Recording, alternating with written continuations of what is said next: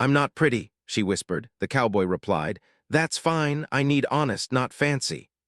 Mara Ellen stood near the wide observation window of Port Helios and tried not to shrink into herself. Outside the glass, a red sun slowly turned, tired and old, its light spilling across the metal arms of the station. Ships of every shape drifted in and out like silent fish in a dark ocean. Some were smooth and glowing, built by species that shaped metal like art. Others were sharp and strange, with colors that shifted like living skin. And then there was Mara. She looked at her reflection in the glass. Her hair was tied back in a simple knot. Her uniform was clean but plain, no glowing patterns, no shifting colors, no perfect symmetry. Just a human face that showed small lines of worry around the eyes. Humans were not impressive here. She had learned that very quickly. The Galactic Coalition believed in improvement. Better bodies, better minds, better everything.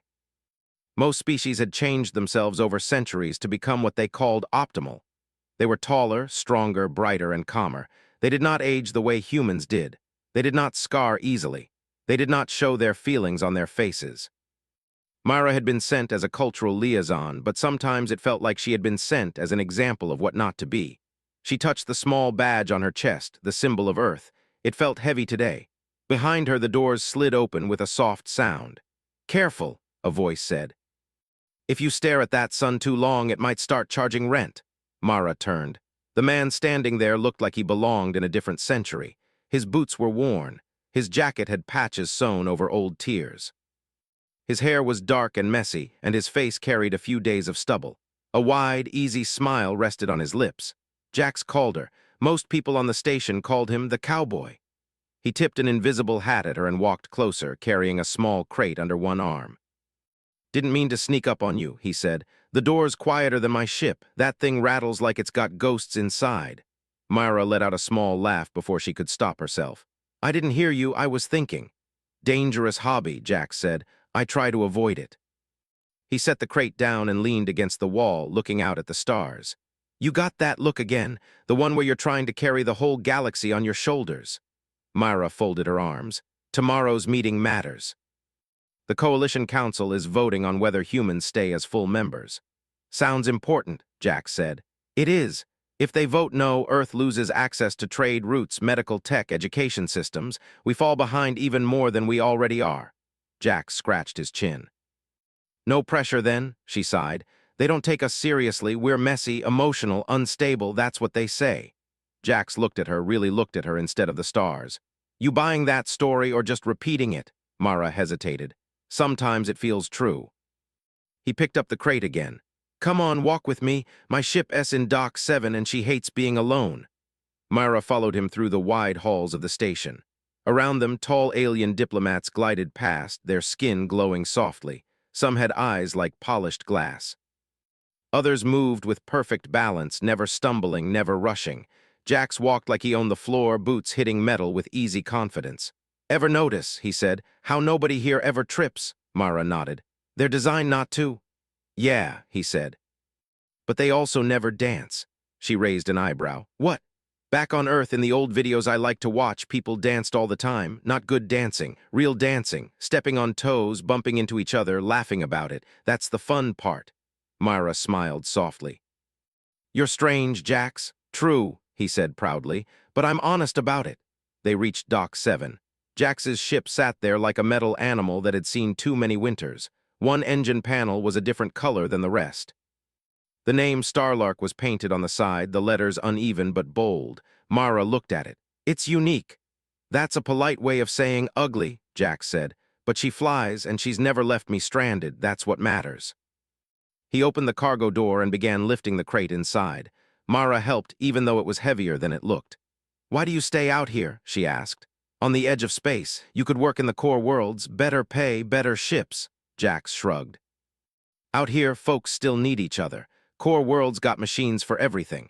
Out here, if your engine dies, you better hope someone comes along who cares enough to stop. They sat on the edge of the ramp when the crate was secured. The red sun's light spilled over them, warm and quiet. Myra stared at her hands. I don't feel like I belong here, not among them. Jax was quiet for a moment. Then he said, You know, back home, my grandmother used to say something. What? She said, pretty things are nice to look at. Honest things are nice to keep. Mara looked up at him.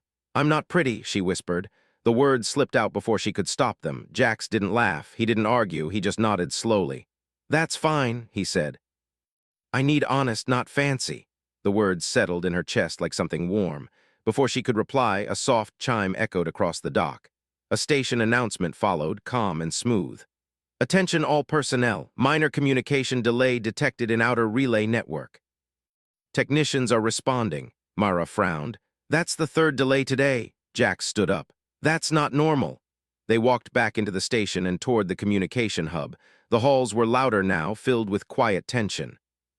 Screens on the walls flickered, showing maps of star systems dotted with blinking warning symbols. Mara found a technician she recognized, a tall being with silver skin and eyes like dark water. What's happening? She asked. The relay nodes are failing, the technician said. Our systems cannot adjust fast enough. Jax crossed his arms. What does that mean in normal language? It means messages aren't getting through, the technician replied. Trade routes will slow. Emergency signals may be lost.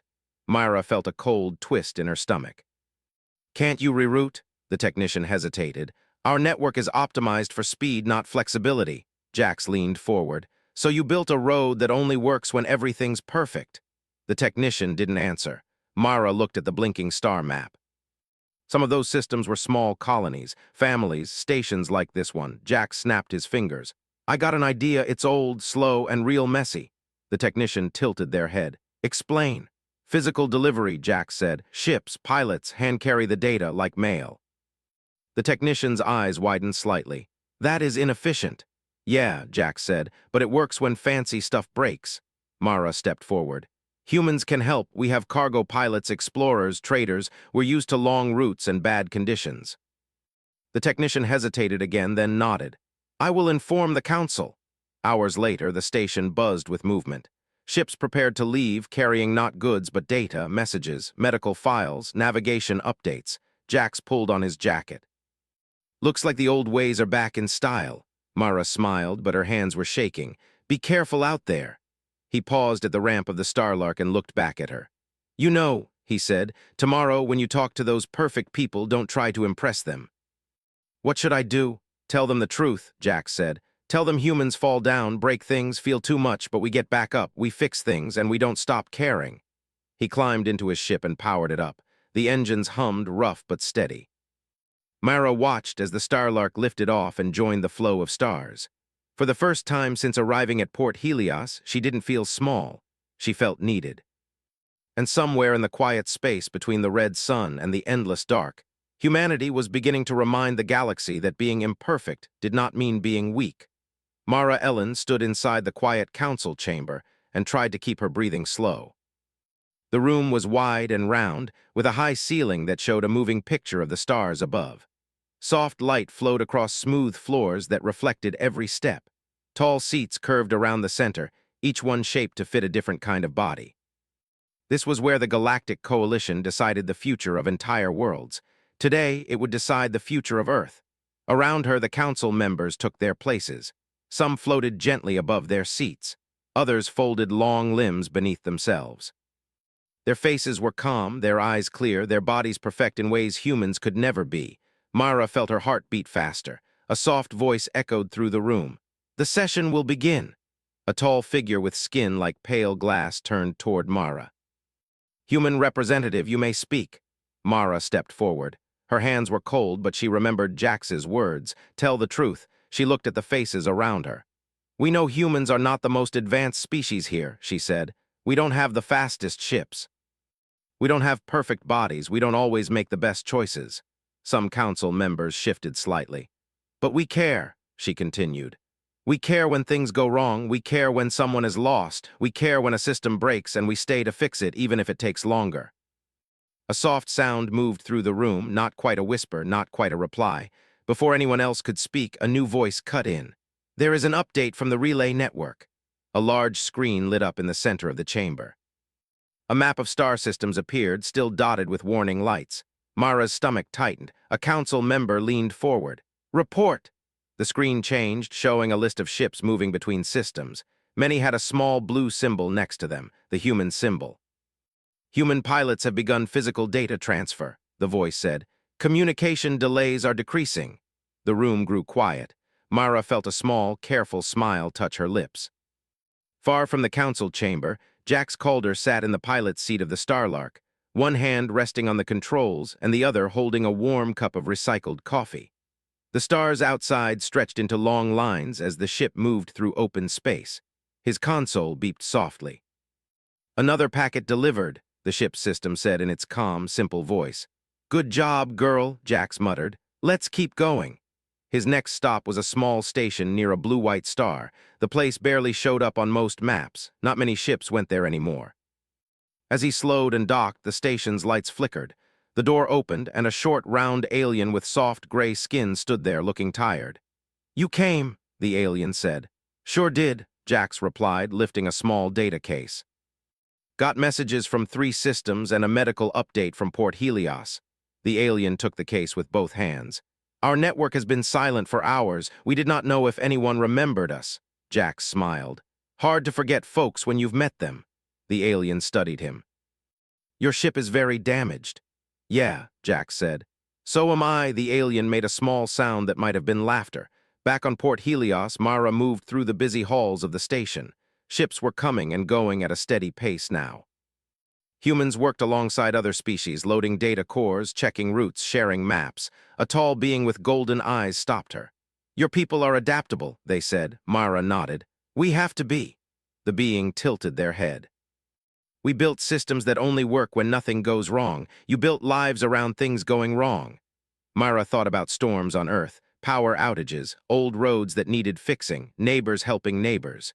"Yes," she said softly, "that's true." Later, she stood in the observation deck again, watching ships jump into the dark. She wondered where Jax was now. As if the universe heard her, her wrist communicator chimed. "Mara," Jax's voice said, a little rough, a little warm. "Just dropped off another batch. You should see the faces out here. Folks didn't think anyone would come."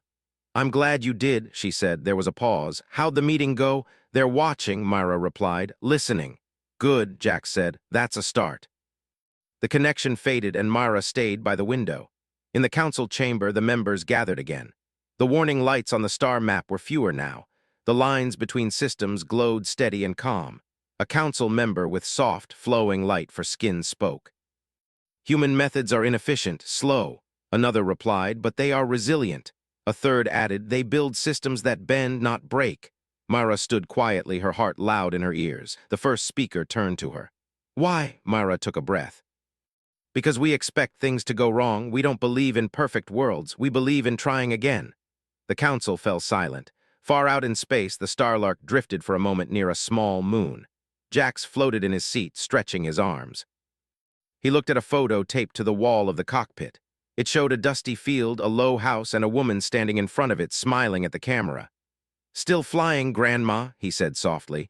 His console beeped again. Another route, another stop. He pushed the controls and sent the ship back into motion. On Port Helios, Mara helped coordinate new schedules. Humans and aliens sat together, drawing routes on screens, sharing stories while they worked. A young alien with bright blue skin asked her, "Is it true humans sing while they travel?" Mara laughed. "Sometimes badly." "I would like to hear this," the alien said seriously. Mara promised she would find a recording. As hours passed, the station felt different, warmer. Louder, more alive. In the council chamber, the final session began. The leader of the council stood. "We have observed humanity during this crisis," they said. "We have seen their technology fail. We have seen their bodies tire. And yet we have also seen their willingness to continue." Mara held her breath. "Humanity will remain a full member of the Galactic Coalition," the leader announced. A soft wave of sound moved through the room. Mara closed her eyes for a moment. When she opened them, her vision was a little blurry. Later, she sent a message out into the stars. "Jax," she said when the connection opened, "we're still in." His grin filled the screen. "Told you, honest beats fancy." That night, the station held a small gathering. Humans brought music. Aliens brought glowing lights and soft, floating shapes that drifted through the air. Mara stood near the center, watching different species try to move to the same rhythm. Some stepped on each other's feet. Some spun too fast. Laughter filled the space. She thought about how, just a day ago, the galaxy felt cold and distant. Now it felt closer. Out in the dark, the Starlark moved between stars, carrying more than data. It carried proof that imperfect hands could hold a broken galaxy together. Proof that simple, honest hearts could light the way when perfect systems went dark. And somewhere between the hum of engines and the quiet glow of distant suns, humanity was no longer just surviving. The stars outside the Starlark moved slowly, like quiet thoughts drifting through a tired mind. Jax Calder leaned back in his pilot's chair and let the ship fly on its steady path. The engines hummed with a low, familiar sound. It was not smooth or perfect, but it was strong. He liked that about his ship. It reminded him of people. A small light blinked on the console. "Incoming message," the ship's system said. Jax tapped the screen and Mara's face appeared, a little tired but smiling. "You're a hard man to reach," she said. "Blame the old roads," Jax replied. "What's going on back home?" "Things are calmer," Mara said. "The relay network is stable again, but now something else is happening." Jax raised an eyebrow. "That doesn't sound good." "It's not bad," she said quickly. "Just different. The Council wants humans to help design new systems, not just fix them." Jax sat up straighter. "You mean from the start?" "Yes," Mara said. "They want our input, how we think, how we prepare for things going wrong." Jax let out a low whistle. "Never thought I'd see the day." Mara's smile grew. "Neither did I." The screen faded, and Jax stared at the stars for a moment. He thought about all the years humans had been treated like guests in a house they didn't build. Now, for the first time, someone was handing them tools and asking them to help shape the walls. He pushed the controls and guided the Starlark toward his next stop. The station near the Green Star was small and quiet. It didn't shine like the big ports. Its walls were dull metal and its lights were soft and uneven. As Jax docked, he noticed something new. Two ships were already there. One was sleek and silver, shaped like a curved blade. The other was tall and thin, with glowing lines running along its sides. Aliens. Jax stepped off his ship, boots hitting the floor with a familiar thud. A tall being with deep purple skin turned toward him. Their eyes were bright, curious. "You are human," they said. "Last time I checked," Jax replied. "Name's Jax." "I am Leary," the being said. "We were told to wait here to learn." "Learn what?" Jax asked. "How you travel without a perfect network," Leary replied. "How you choose which messages matter most," Jax blinked. "You came all this way for that?" "Yes," Leary said simply. Jax scratched the back of his head. "Well, I don't have a classroom, but I got coffee." Leary tilted their head. "We do not consume liquid for pleasure." "Today's a good day to start," Jax said. They sat inside the Starlark's small cargo area. The ship felt crowded with more than just crates now. Leary sat carefully, studying everything. Another alien, shorter and wide, touched the walls like they were feeling the ship's heartbeat. "Why is your vessel uneven?" the shorter one asked. Jax smiled. "Because every part's been replaced at least once." "That seems inefficient," Leary said. "Maybe," Jax replied, "but it means I know every sound she makes. When something's wrong, I can feel it before a sensor tells me." Leary considered this. "You listen." "Yeah," Jax said. "To my ship, to people, to space. It all talks if you let it." Back on Port Helios, Mara stood in a new room she had never seen before. It wasn't a council chamber. It was a planning hall. Large tables filled the space. Screens floated in the air, showing maps, routes, and designs. Humans and aliens stood together, pointing, talking, sometimes arguing, sometimes laughing. A being with light blue skin turned to Mara. "We are trying to design a relay that can fail safely." Mara nodded. "That's a good goal." "How do humans do this?" the being asked. Mara thought for a moment. "We don't design for success," she said. "We design for recovery." The being blinked. "Explain." "We assume something will break," Mara continued. "So we make sure it's easy to fix, easy to reach, easy to understand." The being looked at the glowing design in front of them. Slowly, they changed a few lines. The structure became simpler. Less elegant, more open. "I see," they said softly. Far away, Jax flew with Leary and the other alien following close behind. Their ships moved in a loose line through open space. "Why do you take this route?" Leary asked through the shared channel. "It's longer," Jax replied. "But it passes 3 stations that don't get much traffic. If someone's in trouble, we'll hear about it." "You expect trouble?" Leary asked. Jax smiled. "I expect life." At one of the stations, a small crowd waited. Humans and aliens stood together, looking up as the ships arrived. A human child ran forward, pointing at the sky. "Mom, look, 3 ships." Jax stepped down the ramp and waved. The child waved back. Leary watched quietly. Inside the station, messages were handed over. News from distant worlds, health updates, simple greetings from family members light years away. Leary picked up a small data crystal. This one is labeled for my sister. Then it's important, Jack said. But it does not contain technical data, Leary replied. Doesn't matter, Jack said. That message might hold someone together on a bad day. Leary looked at the crystal for a long moment. We do not have words for this kind of value. Now you do, Jack said. You just learned it. On Port Helios, Mara walked through the station's market area. It had changed. Human food stalls stood next to alien ones. The air smelled like spices and warm bread and strange, sweet scents she couldn't name. A group of aliens tried to eat with human utensils. It did not go well, food fell, laughter followed. Mara smiled, her communicator chimed. Found something, Jax's voice said. You're gonna like this? What is it? She asked. A little station on the edge of nowhere, he replied. They've started a shared room. Humans and 3 other species. They trade stories at night. Mara's eyes softened. That's wonderful.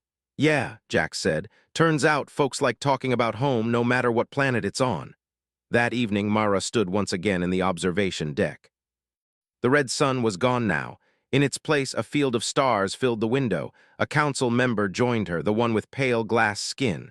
You have changed this place, they said. Mara shook her head. We didn't do it alone. The council member looked at a group of humans and aliens walking past, deep in conversation. Your people invite others into their weakness. That is powerful. Mara thought about Jax's ship, about patched panels and uneven paint. We don't hide what's broken, she said. We share it.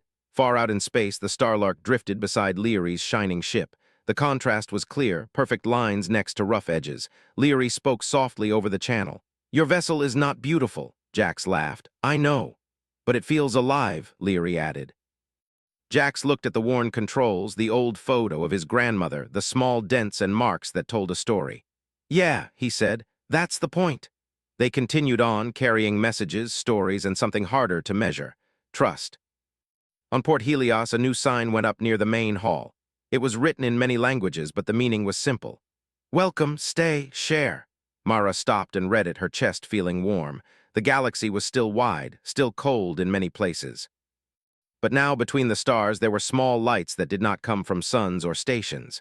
They came from people, from honest words, from open hands, from the choice to care even when it was easier not to.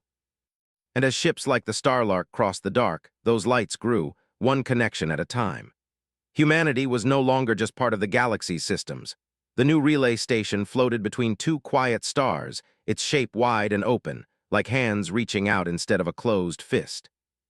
Mara Ellen stood on one of its long walkways, watching ships arrive from every direction. Human ships, alien ships, old designs, new designs. Some shined.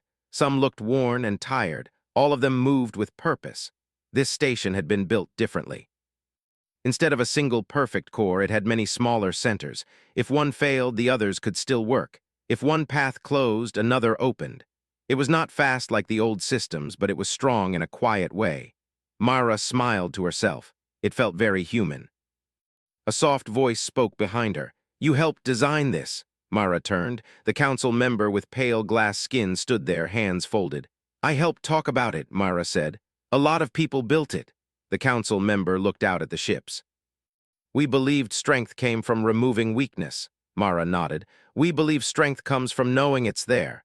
The council member was quiet for a moment. Your people are changing how the galaxy thinks. Far away, the Starlark drifted toward the station, its engines humming low and steady. Jax Calder leaned forward in his seat, studying the wide, open shape. Well, I'll be, he muttered. Looks like someone finally built a place that won't fall apart if you sneeze at it. He guided the ship in and docked. The doors opened and warm light spilled inside. Jax stepped out and almost bumped into Leary, who had arrived just before him in their shining ship. You made it, Leary said. Wouldn't miss this, Jax replied. Heard this place is the future. Leary looked around. It is unfinished. Good, Jax said. Means there's room to grow. Inside the station, the halls were wide and simple. Signs were written in many languages. Some were crooked, some were straight. None of them matched perfectly. A human engineer stood next to an alien technician, arguing gently over a glowing screen. It needs another access point here, the human said. But that will reduce efficiency, the alien replied. Yeah, the human answered, but it'll save time when someone's stuck. They both paused, then slowly nodded. Jax walked past, smiling. Mara found him near a large window that showed the stars on both sides. You made it, she said. Wouldn't miss seeing my bad ideas turn into buildings, Jax replied. Mara laughed. Your bad ideas saved half the network, Jax shrugged. Guess I should have more of them. They stood together, watching a small ship struggle to line up with a docking port. It drifted too far left, then too far right. Before the station's systems could correct it, two nearby pilots sent gentle signals guiding it in. The ship docked safely. Mara felt something warm in her chest. Did you see that? Jax nodded. Nobody waited for a machine to fix it.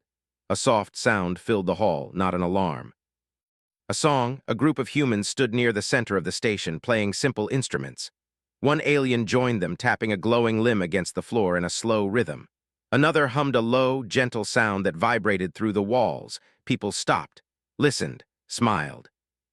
Leary watched closely. This is unplanned. Most good things are, Jax said. Leary turned to him. Our kind does not share like this, not without purpose.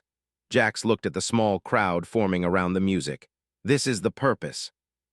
Later, in a quiet meeting room, council members and representatives from many worlds sat together. There was no high platform, no perfect circle, just a wide table with chairs of different sizes and shapes. Mara sat among them, not at the center. The council leader spoke. The galaxy is changing, our systems, our structures, our thinking. They turned to Mara. Your people brought this change? Mara shook her head. We didn't bring it, we just showed it. A being with deep green skin leaned forward. We believed we had reached the best version of ourselves. Mara spoke gently. We don't believe in best, we believe in next. The room fell quiet. Far from the station, a small, old ship drifted without power near a dim star. Its lights flickered weakly. Inside, a lone pilot sat in the dark, tapping a broken console. On the relay station, a soft alert appeared on one of the many open channels. It wasn't loud. It didn't demand attention. It simply waited. A human technician noticed it. Hey, someone out there needs help. An alien beside them looked at the screen. The signal is weak. The location is far. Jax, who had been passing by, stopped. Far doesn't mean unreachable. Within minutes, 3 ships were preparing to leave. 1 human, 2 alien. Mara watched from the window as they lifted off together. Leary stood beside her. We did not used to respond to small signals. Mara nodded. We used to be small. Hours later, the ships returned, flying in a loose group. The small, old ship followed behind them, its lights brighter now. When it docked, the lone pilot stepped out, eyes wide. I didn't think anyone would hear me, they said softly. Jax clapped them on the shoulder. Someone always hears, you just gotta keep talking. The pilot looked around at the mixed crowd, at the open halls, at the strange, warm station. I thought the galaxy was a quiet place, they said. Mara smiled. It used to be. That night, the stars outside the station seemed closer somehow. People gathered in small groups. They shared food, they shared stories, they shared silence. Leary sat with Jax near the edge of a viewing platform. I am changing, Leary said. Jax raised an eyebrow. That so? Yes, Leary replied. I used to believe perfection was the goal, now I believe connection is. Jax leaned back, looking at the stars. Took me a long time to learn that one too. Leary studied the worn lines on Jax's ship through the window. Your vessel still is not beautiful, Jax grinned. You already said that. But now, Leary continued, I think it is important. Jax laughed quietly. Myra stood nearby, watching the two of them talk. Watching humans and aliens sit side by side, not because they had to, but because they wanted to. The council leader approached her. What will your people do now? Mara thought for a moment. The same thing we've always done. And that is, the leader asked. Mara looked at the busy station, at the open doors, at the ships coming and going. We'll keep showing up, she said. Even when it's hard, even when it's slow, even when no one asks us to. The leader nodded slowly. That may be the strongest design of all. Far away, the galaxy still held empty spaces, cold systems, silent stars, but now between them there were places like this station, places that did not promise perfection, they promised presence. And as the Starlark powered up once more, its engines humming with their familiar, uneven song, Jax looked back at the wide, open station one last time. See you out there, he said softly. Myra watched the ship disappear into the dark. She did not feel alone. She felt part of something wide and warm and still growing. The galaxy had learned how to build better systems. Humanity had taught it how to build better connections. The galaxy did not change all at once. It changed in small ways. A new station opened near a quiet yellow star. It had wide halls and many doors instead of one grand gate. A human baker set up a small food stall near the entrance, and soon an alien who tasted bread for the first time stood there every morning, waiting for more. A group of pilots from different worlds started flying together, not because they were told to, but because they liked the company. They shared routes, shared stories, and sometimes shared silence as their ships moved side by side through the dark. Myra Ellen walked through one of these new stations, her steps slow and calm. She no longer felt like she was walking through a place that did not belong to her. The walls held drawings made by children from 3 different species. The air carried music that changed as people added their own sounds. She stopped near a window and looked out at the stars. They still looked cold, but she knew better now. Her communicator chimed. "Found something you should see," Jax's voice said. Mara smiled. "That usually means trouble." "Not this time," he replied. "Well, maybe the good kind," she laughed softly. "Where are you?" "Edge of a new colony," Jax said. "They named it Honest Reach. Thought you'd like that." Mara's heart warmed at the name. "I do." Jax's ship, the Starlark, drifted over a small, growing settlement built on the surface of a wide, quiet planet. The land below was brown and green, still wild in many places. Small buildings stood in loose circles instead of straight lines. Different ships sat nearby. Human. Alien, designs that mixed both styles. People moved between them carrying tools, boxes, and sometimes just cups of something warm to drink. Jax landed and stepped out into open air. The sky above him was wide and pale blue. Leary stood nearby, looking at a group of children playing in the dust. They ran in uneven circles, laughing as they tried to chase a small floating light that drifted just out of reach. "They are not efficient," Leary said. Jax smiled. "They're having fun." Leary watched them closely.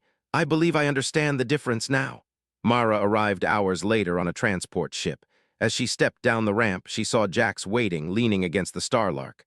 "Welcome to the middle of nowhere," he said. She looked around at the growing settlement, at the mix of people, at the simple buildings and open land.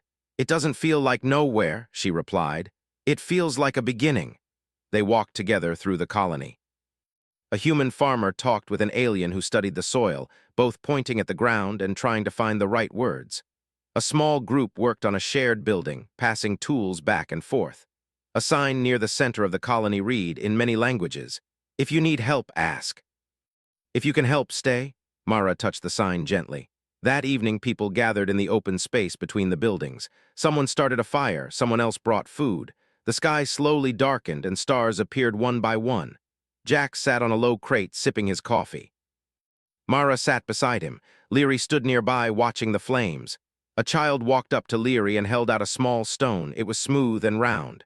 "For you," the child said. Leary hesitated, then carefully took the stone. "Thank you," they said, the words slow but clear. The child ran back to the fire, smiling. Leary looked at the stone in their hand for a long time.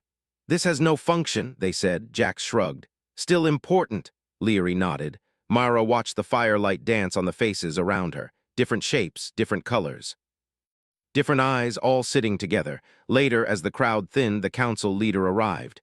Their presence still carried quiet weight, but their steps were slower now, less distant. They stood beside Mara. "This place would not exist without your people." Mara shook her head. "It would, just not like this." The leader looked at the open land, the small buildings, the people talking in soft groups. "We used to build for control, for order," Mara smiled. "We build for living." The leader considered this. "We are learning." Far from Honest Reach, the galaxy still held places that were empty. Stations that had gone silent long ago. Routes no one traveled.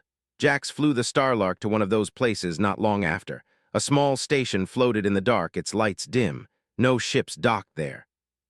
No voices filled its halls. Jax docked anyway. Inside, he found a single alien caretaker, old and tired, sitting by a quiet console. "I didn't think anyone came here anymore," the caretaker said. Jax smiled. "Guess you were wrong." He helped fix a broken light. He shared his coffee. He sent a message out to the network. "Station still here," he wrote. "Still needs folks." Days later, another ship arrived, then another. Back at Honest Reach, Myra received reports of new routes opening. Small ones, slow ones, but steady.